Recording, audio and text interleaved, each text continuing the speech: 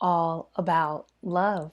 I'm going to give everybody a few minutes to join in with me here, to log on because it's a little delayed. Folks might have checked out, but just give, we be a little bit on kind of people time a little bit. It's okay. Let me check and make sure we're streaming to the right destinations. I need to get an event coordinator so I can have someone else who like does this off screen and we can do like a nice little pre-roll, camera roll. Let's see. Are we? Oh, we're live. Yep. Here we go.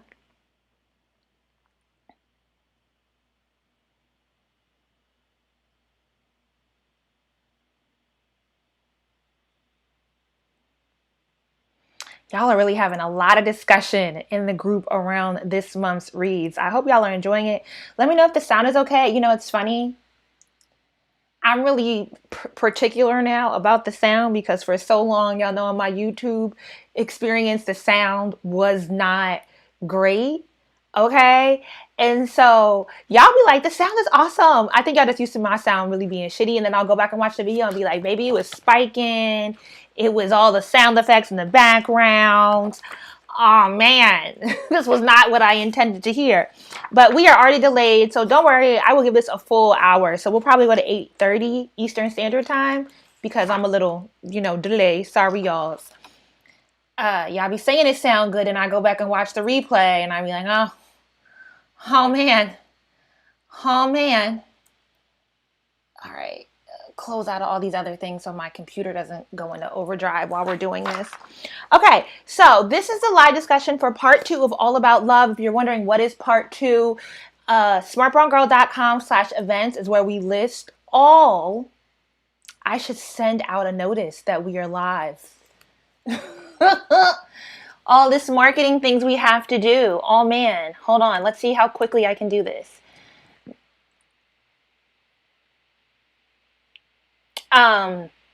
Yeah, but people are always asking like, how do I know what to read first? Where are you at in the readings? This is not a class. We are not grading you. You are not paying us tuition. You might be paying us for a membership that largely goes to support the production of these syllabi. But there's no judgment. And I keep saying, and I'm going to keep saying until I'm blue in the face, and hopefully I don't have to get blue in the face, that the readings are evergreen. So the point of the readings isn't that we're supposed to get through them like in this clean 30-day setting.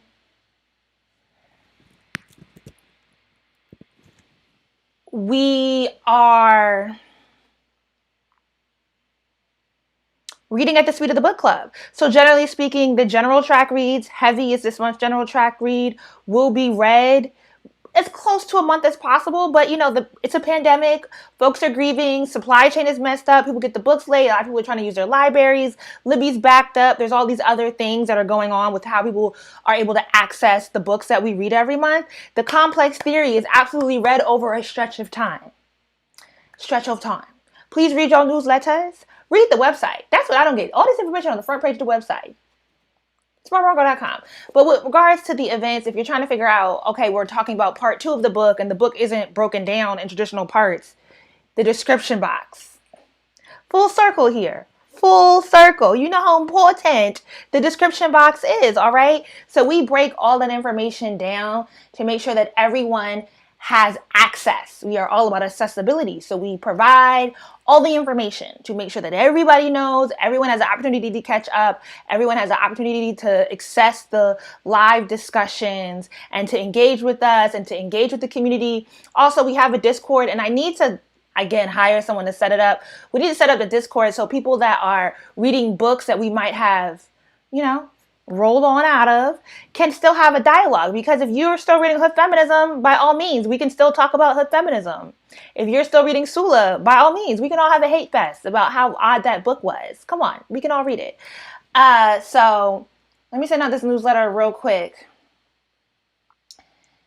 Because I did a thing where I got my life together and created a template so I can do this quickly. But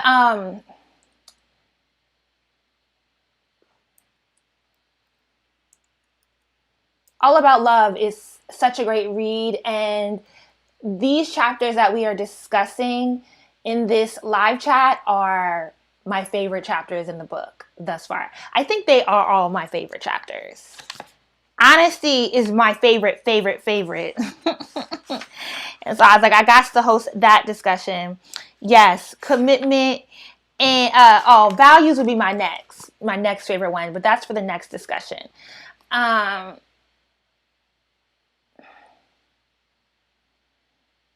If they miss it, we just kind of have to set the replay. Y'all should have caught the calendar because it might take me a minute to send out this newsletter.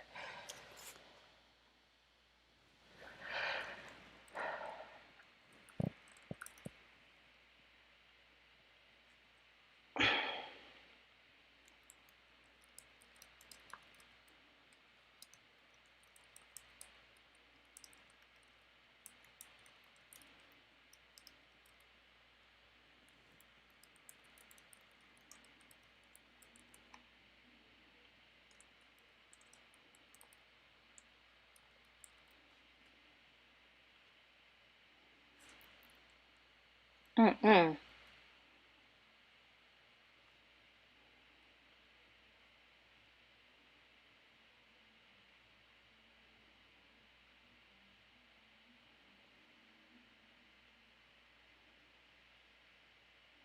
Oh, it's almost ready. Hold on.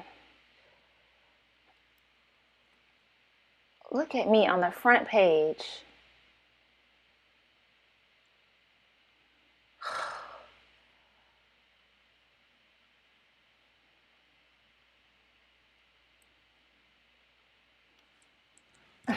The screen grabs that YouTube takes of me are always hilarious. My mouth is always half open. All right.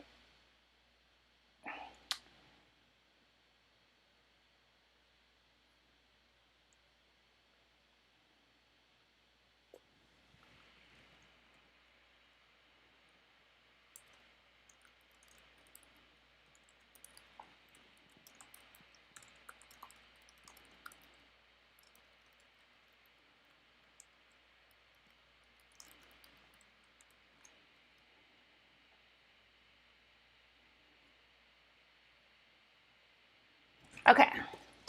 All right, so let's get into this. Okay, as you see, my copy of the book, I have one, my Smart Brown Girl bookmark. We have all of them back in. Baby, can you focus? I mean, the yellow. I know as a yellow person, it's hard to focus on the yellow sometimes. It's be too bright. But this is the least popular bookmark of them all. But we are in stock of all the bookmarks on smartbroadgirl.com. And I have a ton of tabs because Bell Hooks was just enlightening me. I felt like all the things that I've been feeling that I didn't necessarily have the language for were now just making so much sense.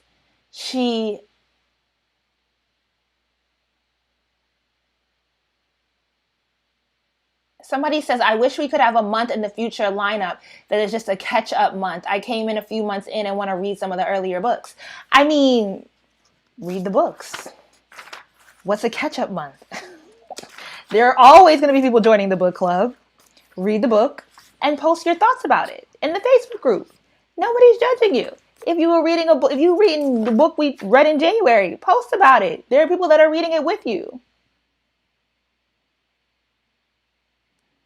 Read them. I don't know why y'all having a pity fest. Read the books and comment on them. And then watch everything is cataloged. Everything is cataloged on the YouTube channel and playlist. So if you want to go back and watch the live discussions, if you want to get it, if you really want to do it, you get on Discord and say, hey guys, let's do a video chat amongst ourselves on this day and discuss the books that we've read. Like, it's a community. Everything doesn't have to be facilitated through me, one individual who happens to be very busy right now.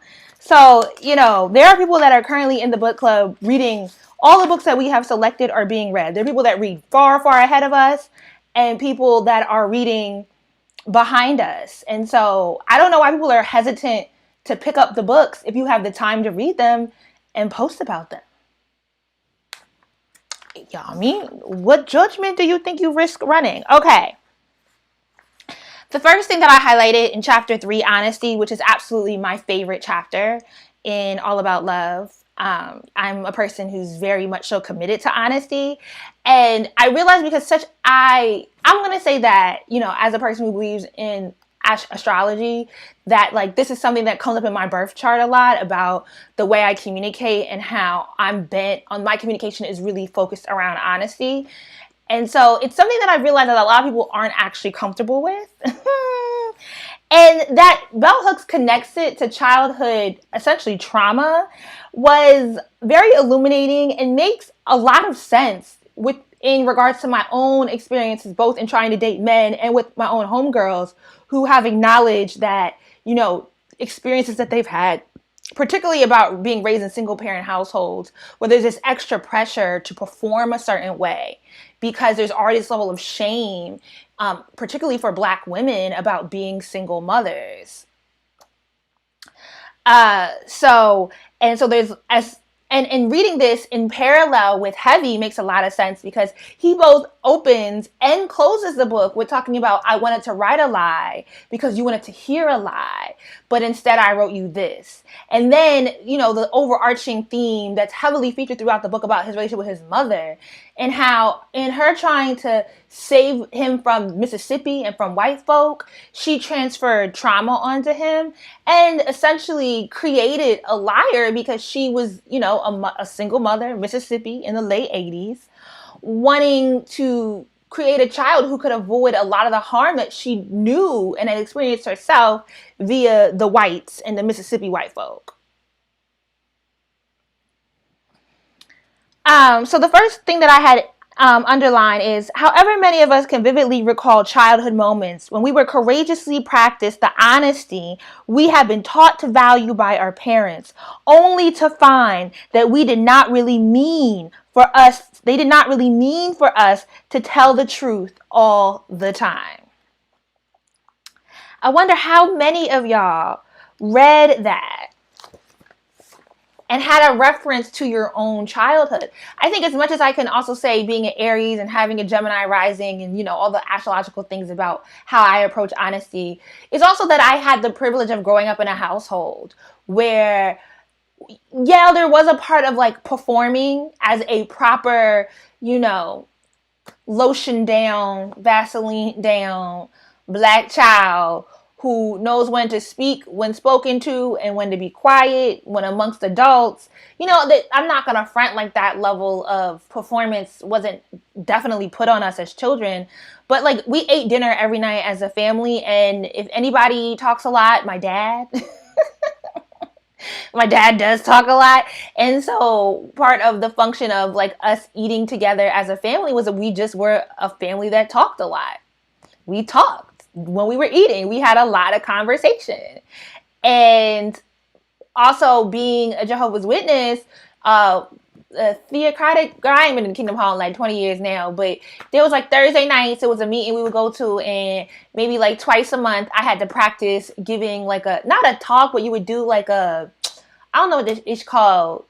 Like you get up and do a performance of like going out and field service or knocking on someone's door or or conducting a Bible study, essentially, because women didn't give talks in the Kingdom Hall. But anywho, I had a lot of experience of like public speaking.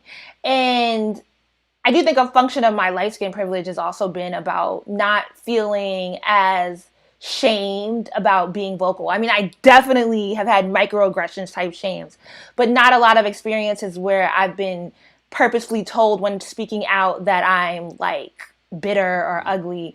And not from least men. I think maybe that's been more of my experience once I got on YouTube and people could say, oh, brands don't want to work with you because of this. And Black women were telling me that. But as a child, I didn't really have a lot of reinforcements that said that I could not speak my mind with tact. All right. So I didn't necessarily grow up in a household where I had to perform in a way that encouraged me to lie about who I was. But reading Heavy and hearing Kiese's story, dealing with a former partner who definitely claims to have dealt with having to perform for, a mother that's very invested in the church, a Southern mom, single mother who's trying to overcome both the societal implied shame of not, you know how we talk about women don't keep the man. It's not really that the woman didn't keep the man. It's that the man ain't shit, right? But we don't put that burden necessarily on the men. We don't put the burden on because like even the way in which we might respond to Heavy is the burden on the fact that his father wasn't there, or are we I definitely had to check myself about how much judgment I had for his mother, but not for the absence of his father. And so, particular to the idea of the Black community and being raised by a single Black mother, and then having, and then most of us are in our child rearing, whether our parents are together or not, comes from our mothers. And there is an extra pressure for Black women, and this is connected in Evelyn Higginbotham's, I'm sorry if I'm mispronouncing her name, this is the braces, I got them tightened today. Evelyn Higginbotham's Righteous Discontent, where she's discussing the history of respectability politics and Black women in the Baptist Church and the foundings of HBCUs like Spelman.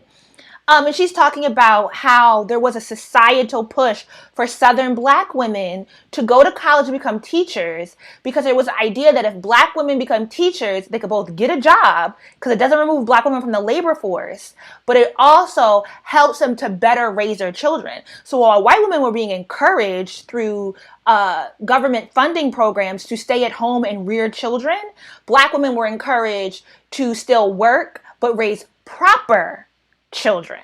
So a lot of the ways that we talk about Black kids is correlated to this performance of respectability politics.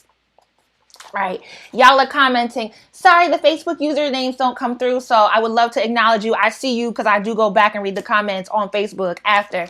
But those who learned how to tell polite lies or say what grown-ups wanted to hear on page 35 really made me think about how much of performed behavior is rooted in so many lies.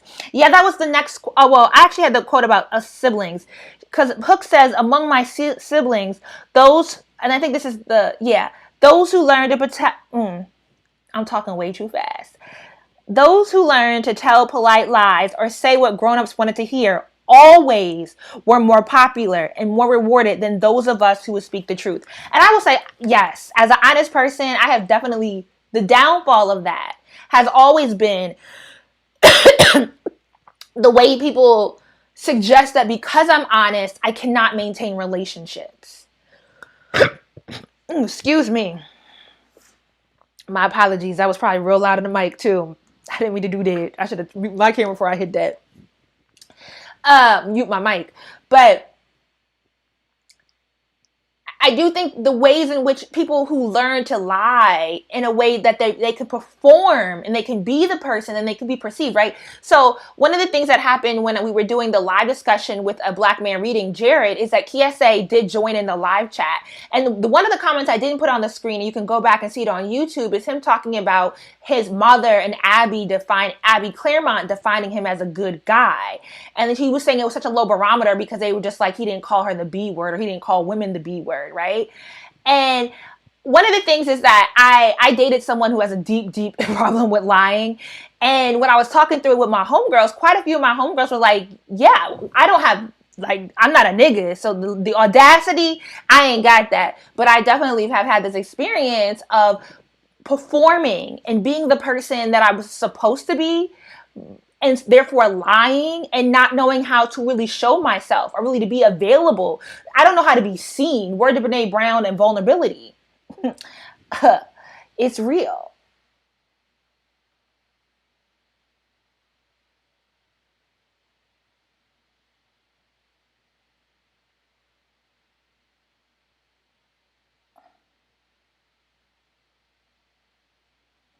Okay, so the syllabus, which was drafted by Tamara, I want to say Jean, but she says Jean. Tamara Jean, right? So for each chapter, she breaks down the major themes and then gives you questions to help you really interrogate what you're reading.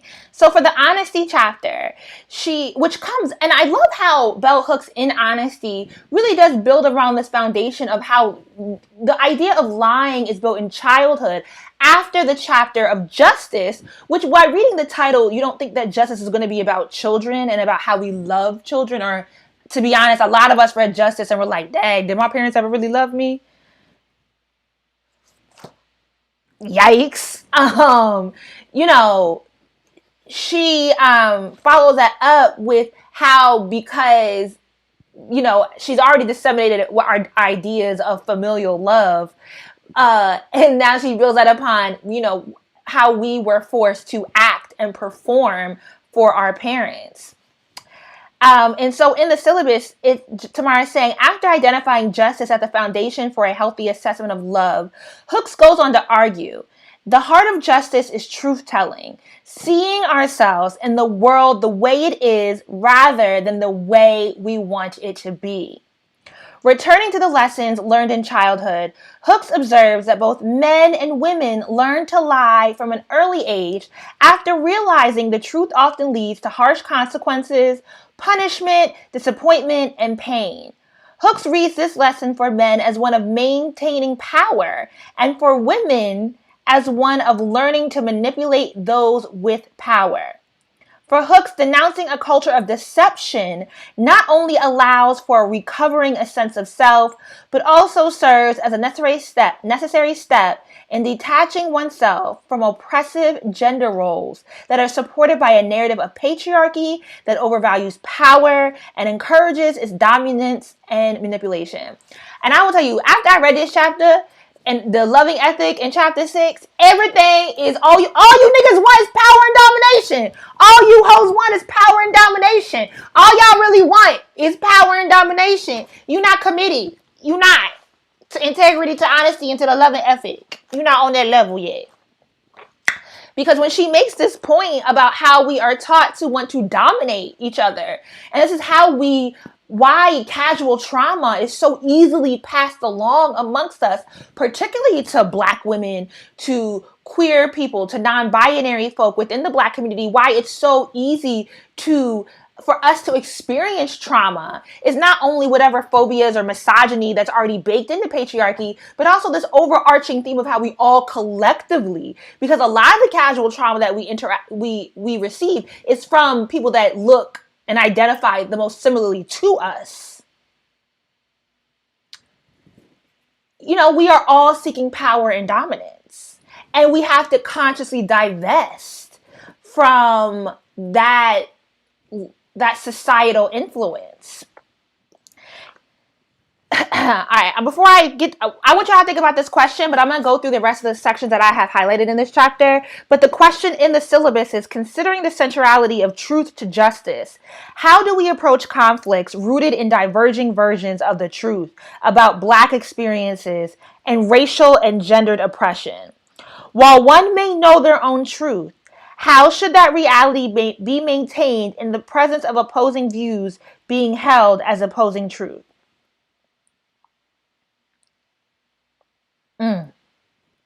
That's a heavy ass question.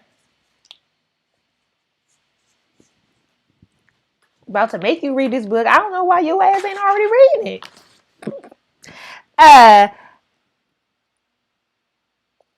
Yeah. All right, so on page 36, when a little boy learns that his powerful mother, who controls his life, really has no power within a patriarchy, it confuses him and causes rage. Men tend to lie more and more with devastating consequences. I added an extra more there. Often men who would never think of lying in the workplace lie constantly in intimate relationships. And I will again say, with particular to Black men, is that they don't largely feel the benefits of patriarchy in the public sphere. They feel the benefits of the patriarchy. They, for the most part, only feel the benefits of patriarchy within their intimate partnerships and within their households. But I really thought the quote on page 36 about boys looking up to their mother, because a lot of us, regardless of how our mothers have partnered, the child rearing largely comes down to our mothers. that this idea that a mom can dictate you, and especially if your dad is in the house and he really gets to dominate without doing the work. He's not the one that coordinates your day to day, but he's the one that gets the benefit of power and domination within the household. That really reinforces to young boys, or and the ways in which, oh man, Malachi Hunter. It does. It really reinforces to young boys that the best option for them to succeed in life is to lie. And the problem is that when you learn to lie at such a young age, you're not lying to everyone else. You're lying to yourself first. How do you come out with a true sense of self, with a sense of awareness, with an ability to understand, the ways in which you truly want to perform life, like, live your life? Yikes. I think the culture of deception is so true. I was taught to say not what I think, but what I think someone wanted to hear. Sometimes it gets to the point where the influence to perform blocks the true expression of myself, to where it's hard to tell the difference. And I think that causes a lot of internal, like, as much as we could talk about the ways in which we pass on trauma to each other, that trauma has to be centered within you first. And there's a lot of conflict that comes when we don't have an understanding of our own selves. And then we start doing things not because of our own desires, truly, but because we're trying to keep up appearances of people who largely, because we live in a society that's trained around power and dominance, do not truly love us. Yikes. I hope y'all giving y'all therapists work.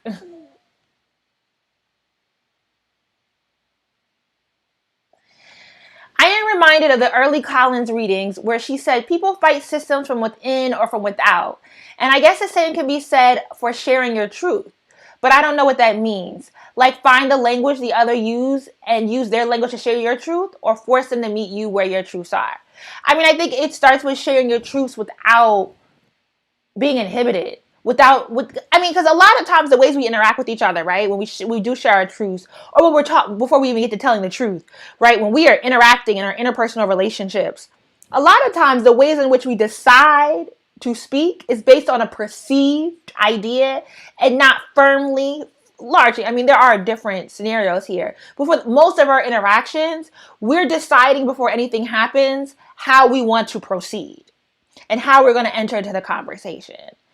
And someone like myself, as a person who's very invested in honesty, I've definitely made a conscious effort to not wait for people's reactions, to not say things for people's reactions either. And part of being an honest person and telling your truth is doing the work to interrogate, to understand, right? So I don't get up and do things simply because I want to do them. I will reflect first. I will think about what I'm going to say and do first.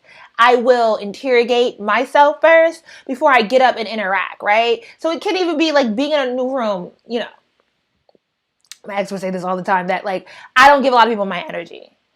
And I'm not really bothered by the fact that like, I'm not rude to folk, but if I don't think we have nothing to talk about, okay.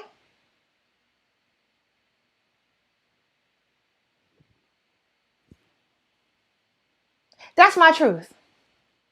Okay. Sometimes your truth is, I don't know.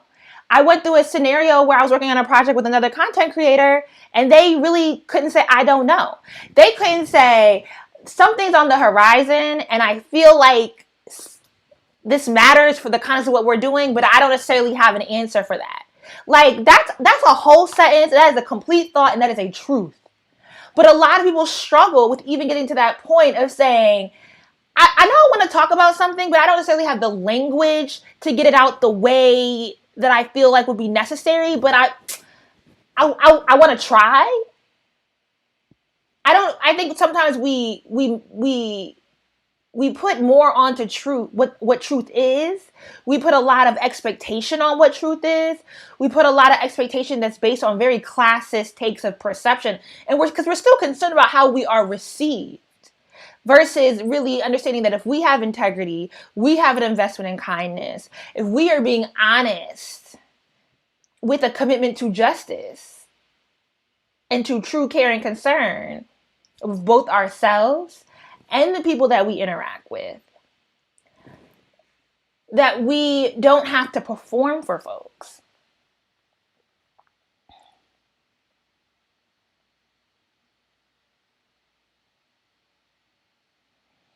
I think the opposing truths are helpful in narrowing down the ultimate truth, in that by honoring the different perspectives and seeing the contradictions, we can come to a truth that is less susceptible to internal contradictions.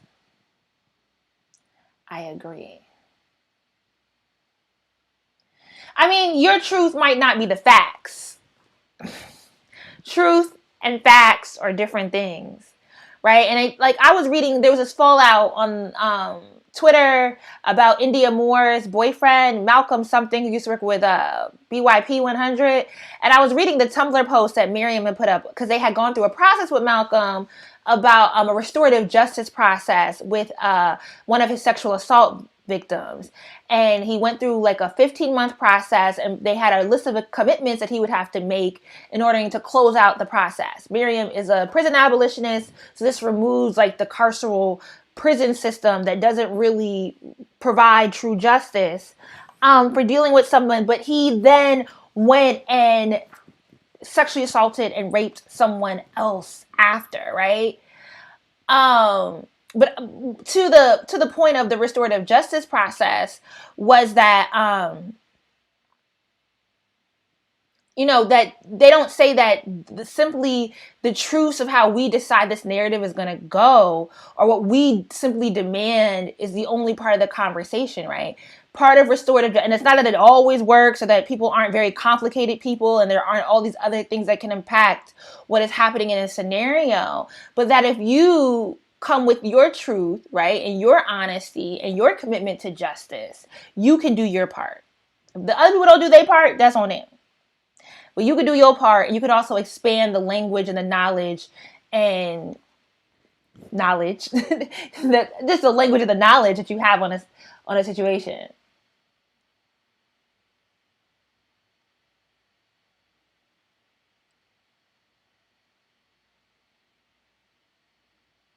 On page 44, Harriet Lerner says that honesty is moral excellence. Oh yeah, so during our live with I think this is probably is this Adira, Alana? Whose comment is this? On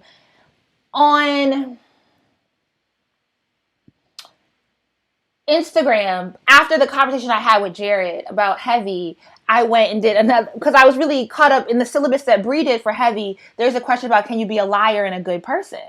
So she's directly correlating honesty and being a good person. And then I went on Instagram and had another live, which is now on my Patreon. Again, extrapolating this idea about how we define good people. Is that based on gender? What really does this have to do with? And, this comment is acknowledging, yeah, I agree. I think it has a lot to do with honesty. Word to bell hooks.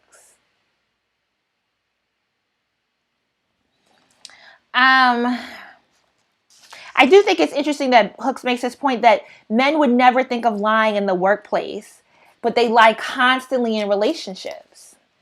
But again, it's power and dominance.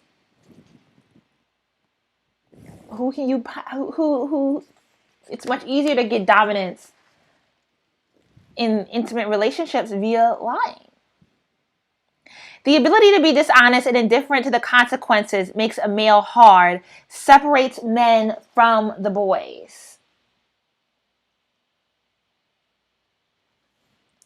The ideal in patriarchal culture is one that requires all males to invent and invest in a false self.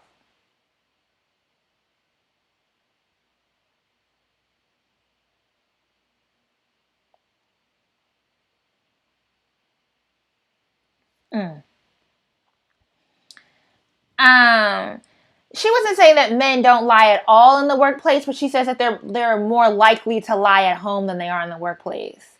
But I do think, we're in the age of the scammer. We have Trump as president. So yeah, men definitely lie in the workplace. The ideal in a patriarchal culture is one that requires all males to invent and invest in a false self.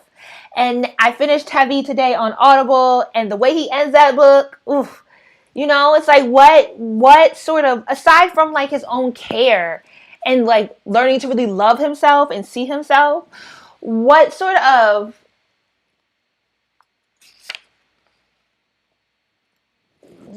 societal rewards would he receive from divesting from dishonesty? And the truth is, society is much more likely to reward men for creating an image of themselves that's usually hyper masculine, that is built on some form, and even for men that let go of, like, you know, because the black feminist praxis and language, because of Twitter and social media, has become a lot more accessible to you know, we're at a tipping point. We're at a zenith, I feel like.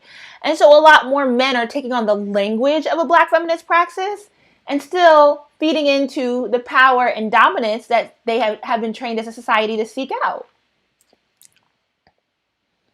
And so they still invent themselves and invent a sense of self that seeks to dominate, and therefore is based on a lie versus on their true self-awareness.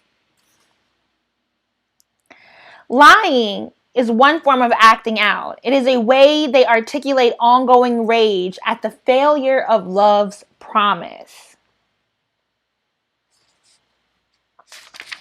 Ooh. Most men use psychological terrorism. She does not miss her words. Sis, she's not trying to come lightly with y'all. She's not trying to pussyfoot around nothing. She said most men use psychological terrorism as a way to subordinate women. And lying is one of the most powerful weapons in the arsenal.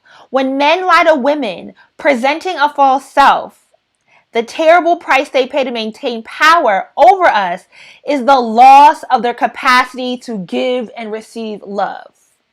If a nigga lie to you, he don't love you. He don't even love himself. He don't even know what love is. That's what the good sis Bell is saying. They place a barrier between themselves and the experience of love. Whew. And she definitely makes a case throughout the book that we might desire love, but we are not committed to the labor of what love really is. Men can return to love only by repudiating the desire, the will to dominate. Okay, let me read that again because I done messed that whole thing up. Men can return to love only by repudiating the will to dominate. I'm going to have to come back and have a man sit down and dialogue with me about this book. Because, baby, I would love to hear a man who has read this book, what he actually learns from this. He asserts, she's quoting The End of Manhood by somebody with a long-ass last name. Justice between people is perhaps the most important connection people can have. And I love that she makes, especially in this, that we're reading this in this time, in this fight for Black Lives Matter, and this election year, and it's like so many election commercials and so much discourse around the disappointment people have, the excitement people have, the complicated feelings people have, and this trying to imagine a new world, trying to imagine a new way of life. And justice really does need to be a centerpiece of that discourse. That restorative justice and reparative justice are such a big part of the conversation of, you know, prison abolishment, defunding the police, all these ways in which we can drastically change society to create a more equitable society for all Americans. Justice has to be a center of that. And I love that in this book, you know, the chapter about justice focused on children, because I think when we think justice, we tend to think activism, we tend to think carcerally, we think of like the prison system and policing, and you know, again, we think of power and dominance, and that is not a function of justice. And so to say that we have to have a commitment to justice within our interpersonal relationships really kind of expands the definition or the way we understood what justice actually means. Women, because she does not leave us out of this. We could talk about niggas all day long, but she gathers us as well.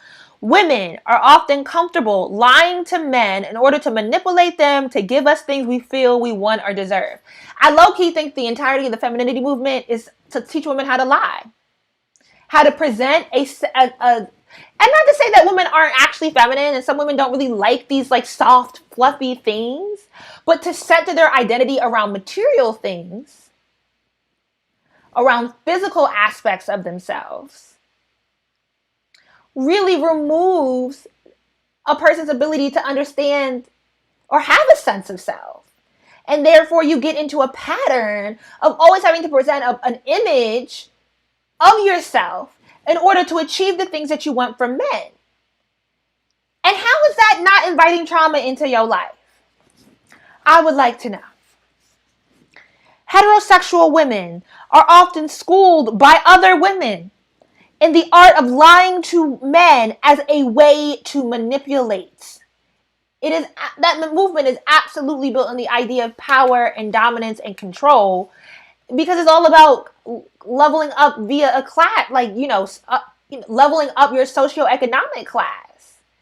Because in so much of the discourse in that movement discusses on framing other women who do not fit into their binary understanding of what femininity can possibly be as masculine. We can't even have a discussion on the differences between our theories without someone quickly calling me masculine. Like, okay, like, what's wrong with me being masculine? If I'm dead, I'll be dead. How do we, what? They felt it was fine to deny a child the right to be desired by both female and male biological parents. So she was saying she was stunned by the number of women who encouraged me to disregard.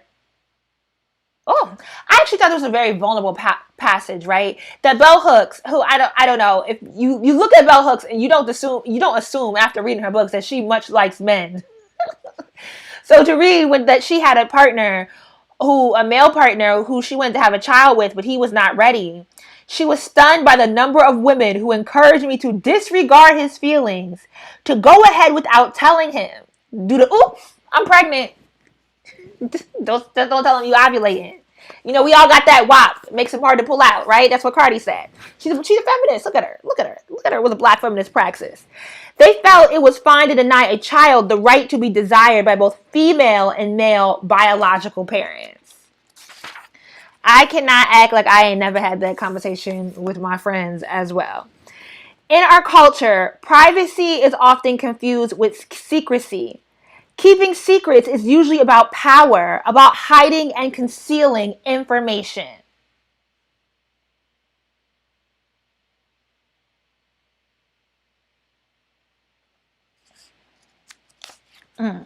I thought that was very interesting because, in the age of hypervisibility via social media, people really do confuse this idea of being private with being secret. And oftentimes when folks get called out for the way they've passed on trauma to other folks, for the way they've scammed other members of the Black community, for the way they have caused harm to others, their first thing is always, oh, well, I'm a private person. I don't really want to talk about, I don't really let it be known. I don't want to be known. I don't want to let it be known. I was just trying to, No, you was keeping secrets because you wanted to present yourself as a certain type of person in order to be able to dominate others.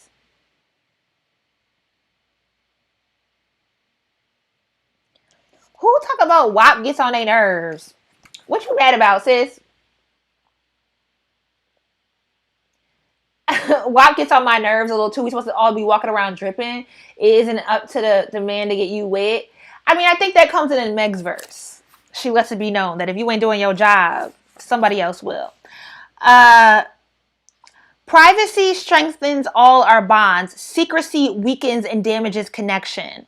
Widespread cultural acceptance of lying is a primary reason many of us will never know love. Oof.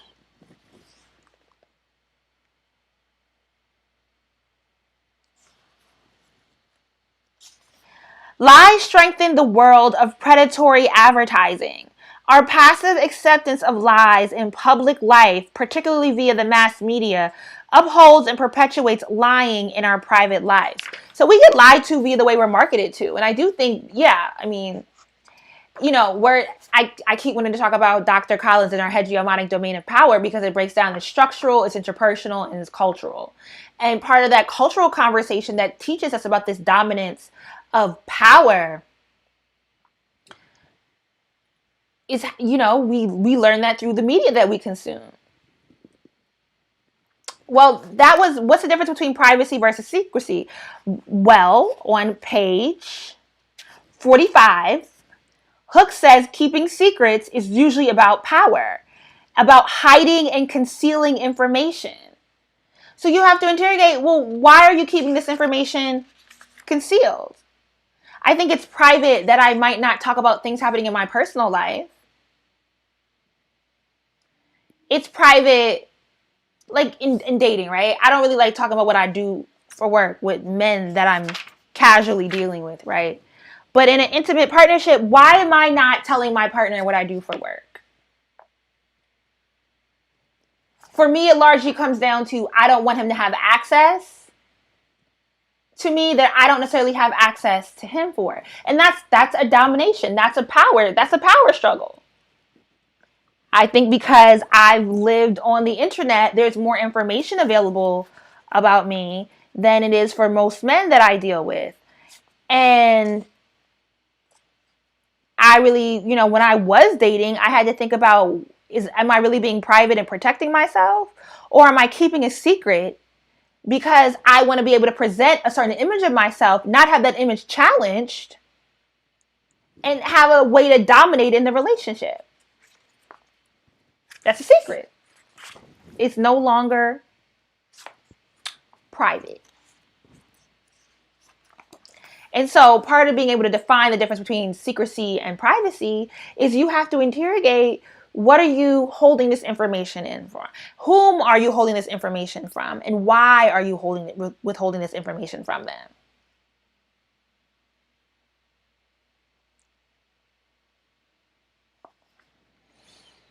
So to close out this chapter, when we hear another person's thoughts, beliefs, and feelings, it is more difficult to project onto them our own perceptions of who they are. And I highlighted that with all the stars because I truly believe from my own personal experience, part of why people don't like honesty is because they can't define you, right? When you are invested in honesty and you have come through this own ability to define who you are, people can't define. What's the Zora Neale Hurston quote, right?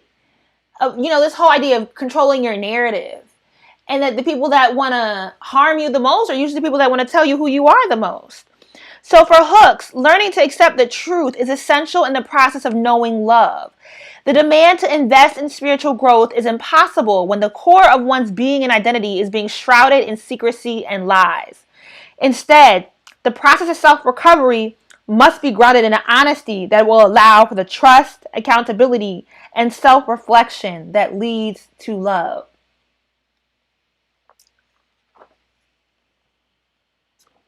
All right, let's move on to the next chapter. I done spent the bulk of this conversation. We got 10 minutes left. Commitment. Every time I do these lives, they go so long because, a bitch like to talk.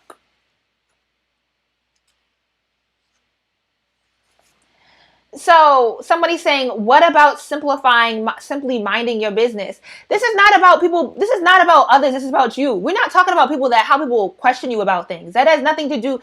The way people might come to you and ask you questions about what you got going on, that has nothing to do with secrecies and privacy. We're talking about how do you live your life with the people in your life? How do you say, I love this person, and then hide information from them? That's what we're talking about. This is not about, your partner, your mother, your father, the people that your friends who you love deeply. Part of your life is their business, right? And you have to decide why. You have to interrogate and think through. And so you cannot avoid the labor of doing the work if you're going to ever claim that you are an honest person. You can't avoid doing the labor of interrogating, why are you withholding information? Are you seeking to dominate others? or are you protecting yourself? And that is really work that we will have to commit to. All right, so commitment. Let love be love in me. One of my favorite quotes is that the love is within me. Using a working definition of love that tells us it is the action we take on behalf of our own or another spiritual work provides us with a beginning blueprint for working on the issue of self-love. Thank you, Tasha. I wasn't trying to, I hope you didn't feel like I was yelling at you. I appreciate the question too. So sorry for me getting so rah. Okay. I like commitment a lot because I think it really helped to, she keeps at questioning what is love and how do we define love, and for the definition of love to really come through a commitment to loving oneself. I love it. She says, I share this because it is far too easy to stay stuck in simply describing, telling one story over and over again, which can be a way of holding on to grief about the past or holding on to a narrative that places blames on others. So she breaks down the steps, the steps towards self-care. So in this chapter, Hooks details what it takes to commit to the work of love.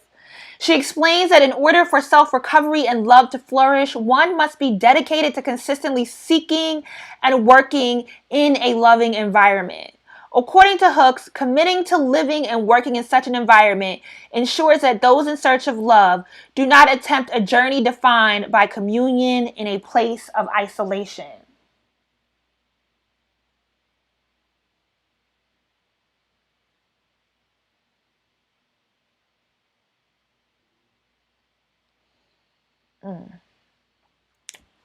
How do you read Hooks' commitment to love? How do you read Hooks' commitment to a loving work environment against the backdrop of a capitalist society? That was a question of the hour. We are on page 54. So part of the steps that she discusses is we have to actively introduce into our lives constructive, life-affirming thought patterns and behavior. If anything, I think this chapter gives a lot of us homework on how to start this, put the labor behind this praxis. The wounded heart learns self-love by first overcoming low self-esteem.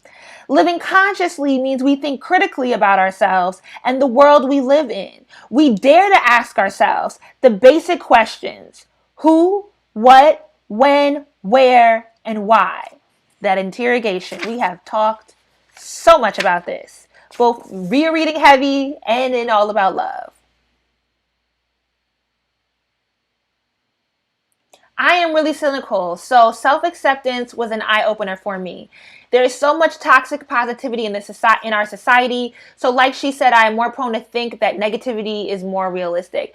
I'm a pessimist, but I'm a pessimist because I'm a realist. I like to think about what is actually in front of me. What do I have here in the now? So I definitely have a ton of work to do on reaffirming thoughts about myself and the work that I've done and what I am capable of. We have learned to believe negativity is more realistic. It appears more real than any positive voice.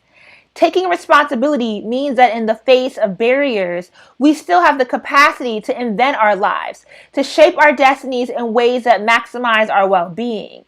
Every day we practice this shape-shifting to cope with realities we cannot easily change. On page 58, she says, self-assertiveness, defined by Brandon as the willingness to stand up for myself, to be who I am openly, and to treat myself with respect in all human encounters. Because we can't be kind to others if we're not kind to ourselves. And so in order to have an ability to commit to any other person, whether it is just family or friends, and to really be the person that has this commitment, because she gets later on into the loving ethic, and to really be a person who's able to commit to loving others, we have to love ourselves first. And that takes a level of work via self-care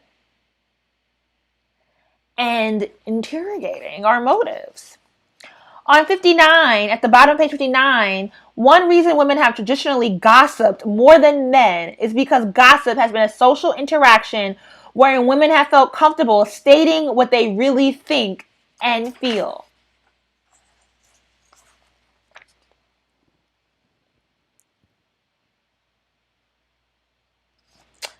Um, Someone is asking, I think this is Alana, why can't self-love be formed in isolation? I don't know if that part stuck out to me.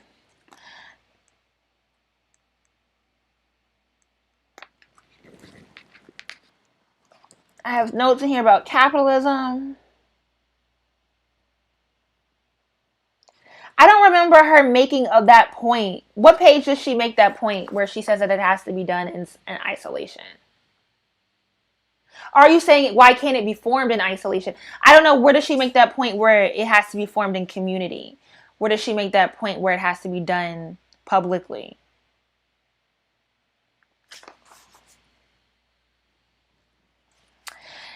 Living purposefully is the sixth element of self-esteem. And then somebody posted this quote from page 63. I would work better in a work environment shaped by an ethic of love. This made me question if that is possible, especially in late stage capitalism where productive is king, literally. I mean, I think it's hard because, she talks about, and she frames this conversation around, loving what you do and love. That's a privilege, right? Do a lot of us have the privilege to either create the work environment or do the work that we love? And since I run my own business, I try to create that environment. I try to create that energy that is shaped by an ethic of love and true care and compassion. But, sometimes theories are ideals and not necessarily things that we can firmly live in the moment.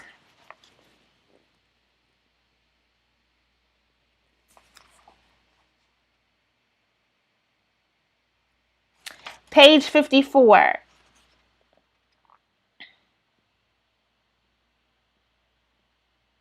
Well, she says that love is a combination of trust, commitment, care, respect, knowledge, and responsibility. We can work on developing these qualities, or if they are already part of who we are, we can learn to extend them to ourselves.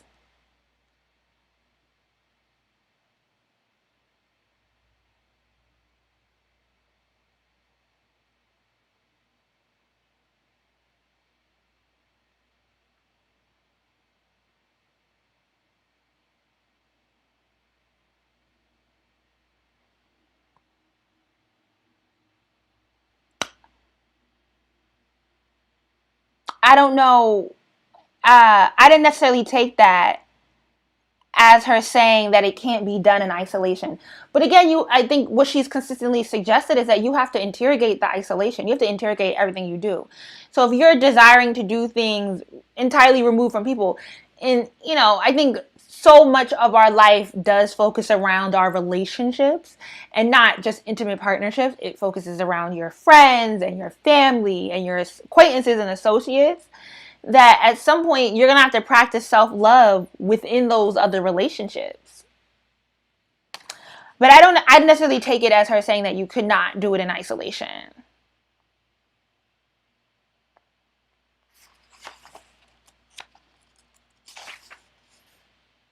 Many jobs undermine self-love because they require that workers constantly prove their worth.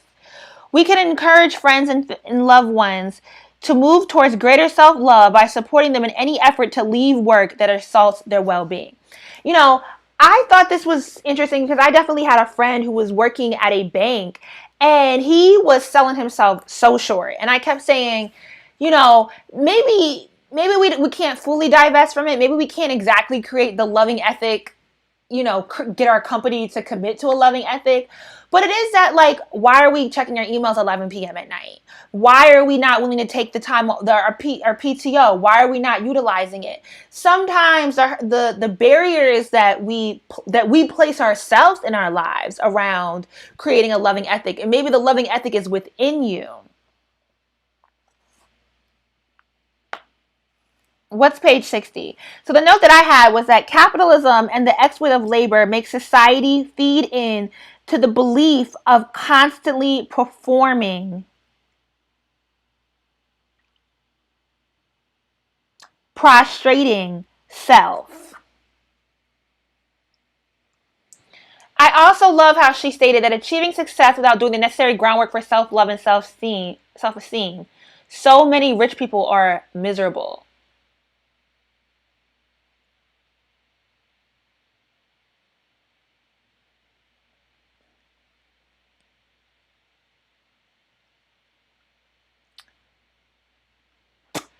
I mean, wasn't every character in that book performing though, lying to themselves, and all had this belief that they? I mean, both Alex and Amira had these ideas that they had to perform work a certain way, right? And then you don't have a loving environment. Satisfied homemakers, both women and the rare men who have chosen to stay home, have a lot to teach us all about the joy that comes from self-determination. And I thought black feminists thought also embraces homemakers' self-determination. In chapter 12, I think Dr. Collins brings up how we discuss homemakers. On page 67, one of the best guides to how to be self-loving is to give ourselves the love we are often dreaming about receiving from others. The love is within me. The love is within me. The love is within me. You can never love anybody if you are unable to love yourself. I really, really love this chapter because I think it gives the most explanation and the most kind of steps and tools that you can really take from the book and say, okay, here are the ways I'm going to apply this to my own life, and I'm going to start the journey towards doing the work. Because, I've now she's now shifting the way I even define love in the first place. So here's how I can start really reaffirming this new definition of love by loving myself first. And here are the tools and the landscape and the ways that I can start thinking about this and putting this into like reality. And I think we really get that through commitment. Alrighty. I hope I'm not speeding through this too quickly. But the major takeaway from this chapter is that committing to a loving environment is a practice. It places us in a position to be consistently conscious.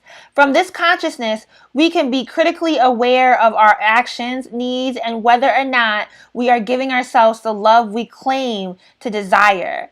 This commitment is the first step to ensuring that living life according to the loving ethic defined by Hooks is not seen as a one-time project, but is an ongoing practice.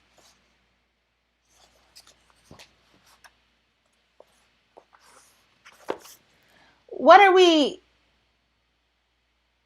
is this question? Do we accept the love we think we deserve? Do we accept the love we think we deserve?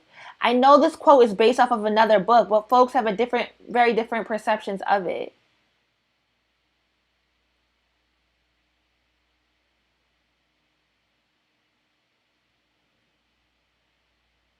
I don't necessarily understand within the context of All About Love, what are you asking?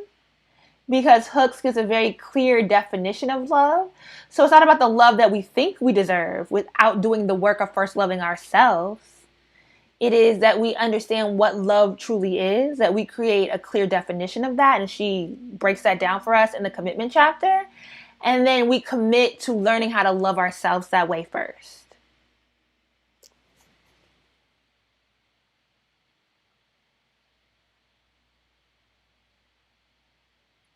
When you allow others to give you value, you will find that any job or work, even one you love, will dehumanize your spirit. Yes.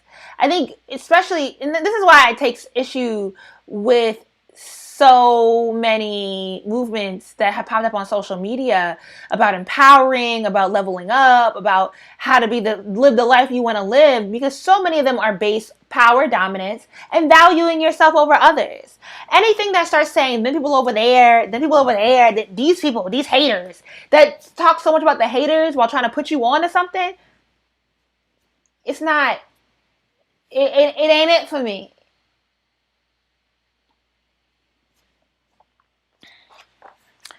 Okay, spirituality. She gets into some new age-ish. Chapter 5, page 71. So in spirituality, we're discussing the need for a more spiritually grounded life. Hooks makes an appeal for denouncing secular individualism and embracing a life of communion. Word to one of her books entitled Communion. Including culture of most major religions in her critique. Hooks writes that most Americans are unable to access their spirituality because they are addicted to production-centered material demands that force a focus on consumption rather than communion and self-transcendence. The cycle of consumption and self-indulgence keeps the oppressed from finding satisfaction in each other and instead pushes those in hunger for spiritual fulfillment to seek it in the form of material goods.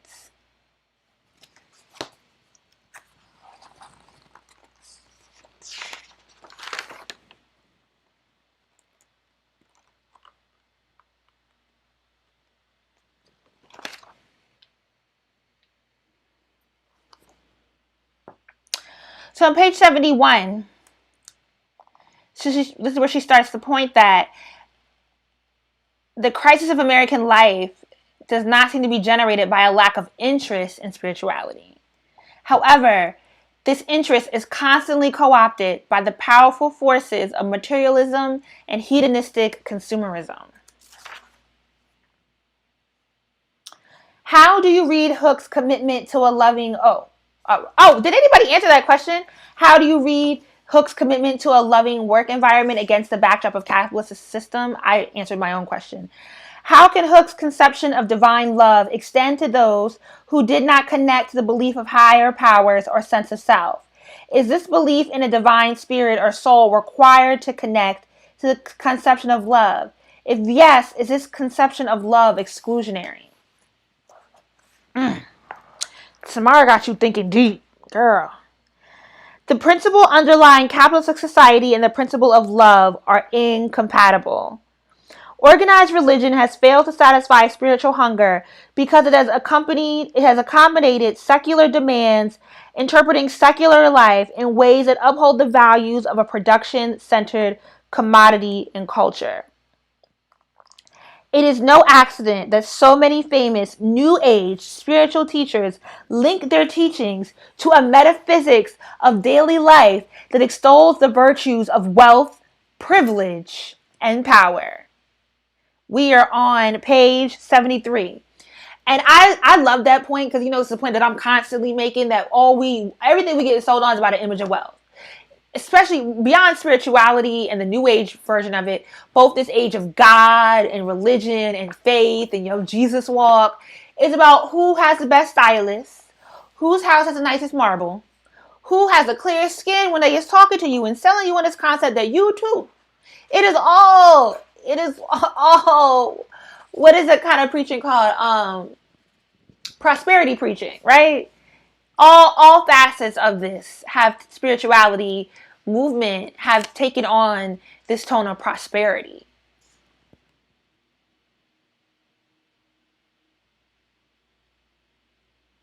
And I love this point that she makes on page 73. Such thinking removes from all of us who are privileged the burden of accountability.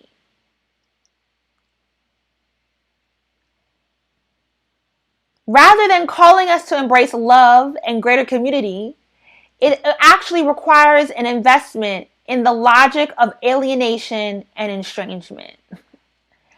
The basic independency of life is ignored so that separateness and individual gain can be deified.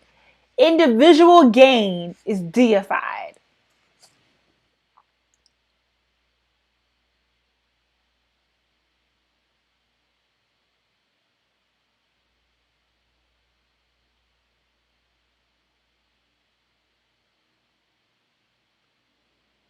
Bell hooks was before her time because now everybody's pushing meditation and self-reflection to mitigate against the forces of capitalism. Oof. Yeah, the first 3 pages of spirituality really was like, dang, she calling out everybody. All right. Yeah, I highlighted in yellow, so now I can't see my own highlights. So I'm trying to. It's kind of dark in my room because I just have that one spotlight. We do not, on page 76, we do not become fully human until we give ourselves to each other in love. There is always an emphasis in their work on love as an active force that should lead us into greater communion within the world. Much as I enjoy popular New Age commentary on love, I am also often struck by the dangerous narcissism fostered by spiritual rhetoric that pays so much attention to individual self-improvement and so little to the practice of love within the context of community. And when we deify the individual, and as she says, because you so much of what we're being sold on is an image of wealth. As long as somebody has an image of wealth, they can be forgiven for the ways that they've harmed people. People are, oh, you're just jealous. Oh, you don't really know. Oh, and they create this, and to our point about separateness and estrangement and separation. I'm being repetitive here. But the way you create this aura of exclusivity, of people not being on your level, of people not being where you're at, and therefore, even though you may have legitimately caused them harm, they cannot approach you about that harm. And you can never be held accountable for that harm. But we've never, I think even what's harmful about the women's empowerment movement is the way it takes money from women who don't have the money in the first place, right? And sells them on this idea that I can, if you give me your money, I can make the wealth that I have accessible to you, when the whole setup is really about the exclusivity of keeping this wealth within a small circle of people.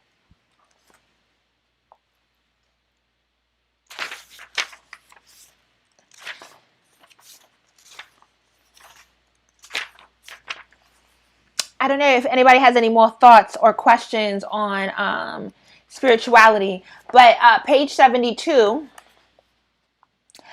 we are endlessly bombarded by messages telling us that our every need can be satisfied by material increase. Then when I get this and that material thing, then I will be happy or good, but it never ends. We continue to consume. Sis was spitting.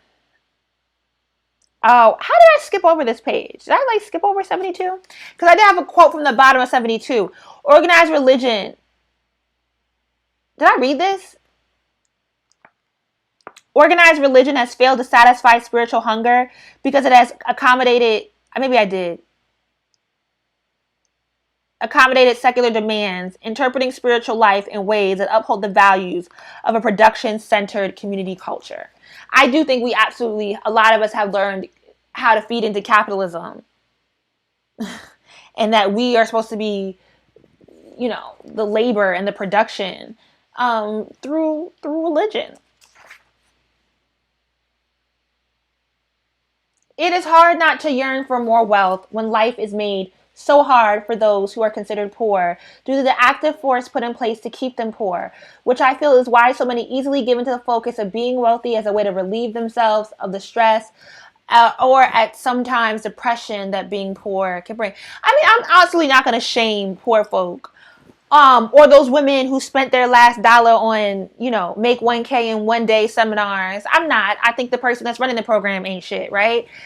And so I also think there's both. It is hard to not yearn for wealth, but I also think we're not having that conversation with, are you simply yearning for wealth, or are you yearning for a more equitable society? Are you yearning to be able to simply provide without stress? Are you actually yearning a loving ethic and a commitment to the world, the society loving you? And so I think it's both that it's hard for people not to yearn wealth, especially poor people, because nobody else is, they're the least loved, right? They the least have the least access to this loving ethic and this sort of care and compassion that they absolutely deserve, but is not given to them. And so I don't think any function of this book says we should read this book and then take the points to shame other people, because we should read this book and make a commitment to justice. and make things accessible and, begin to have these conversations from a center of justice and love with the folks.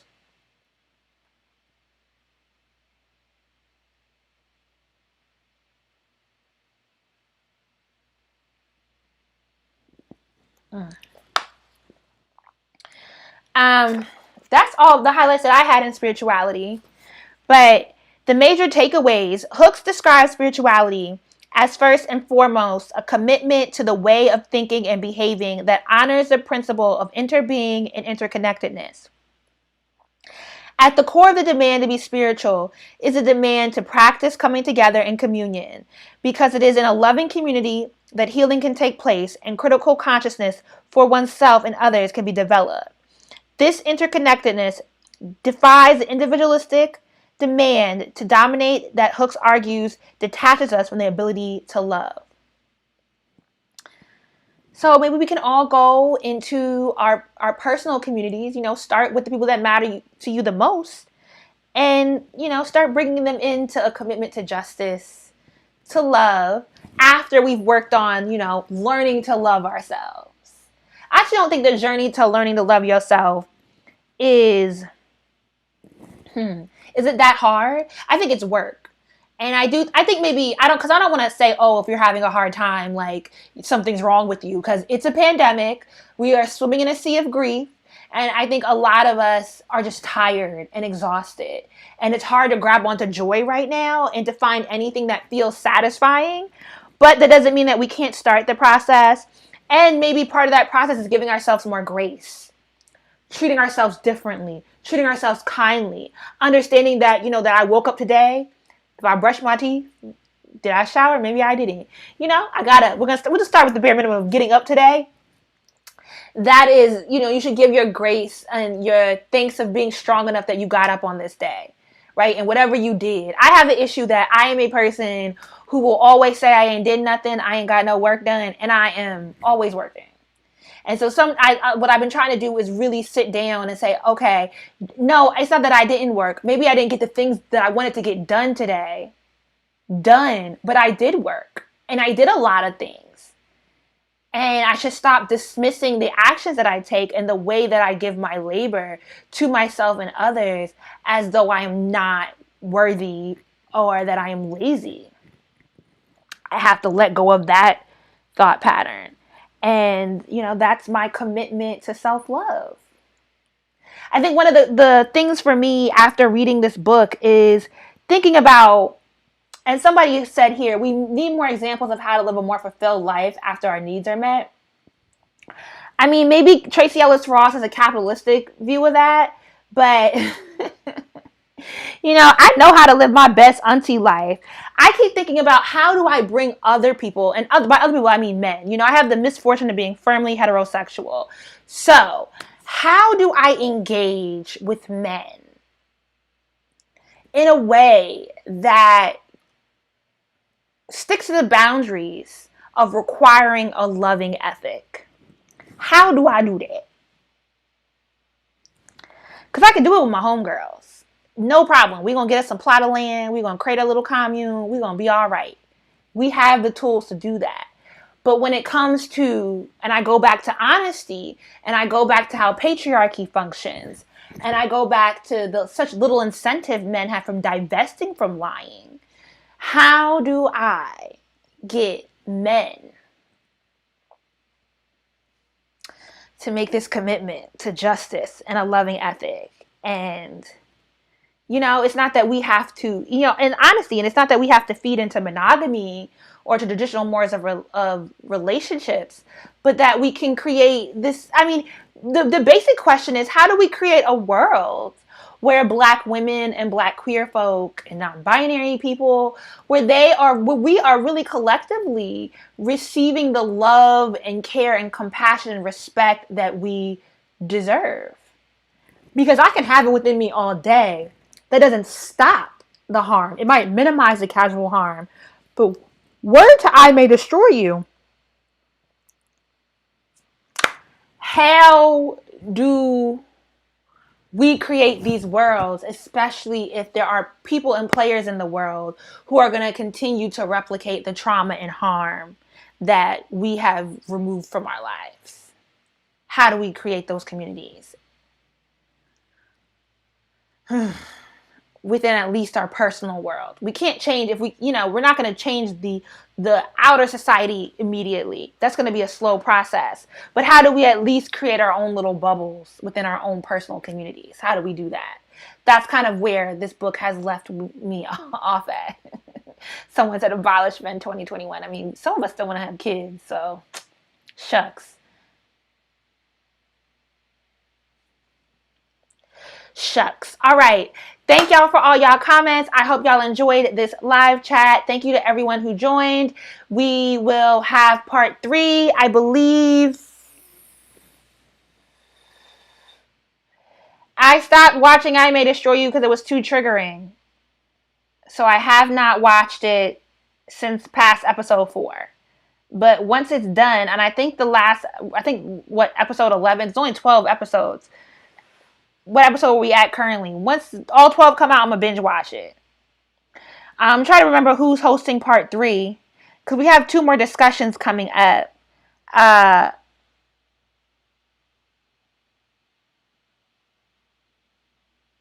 All About Love part 3 is Dr. Nicole Carter again. She's coming back next week, next Wednesday. All right. So log on next Wednesday and holla at Dr. Nicole to discuss part 3, chapters, I believe, 6 through 8 of all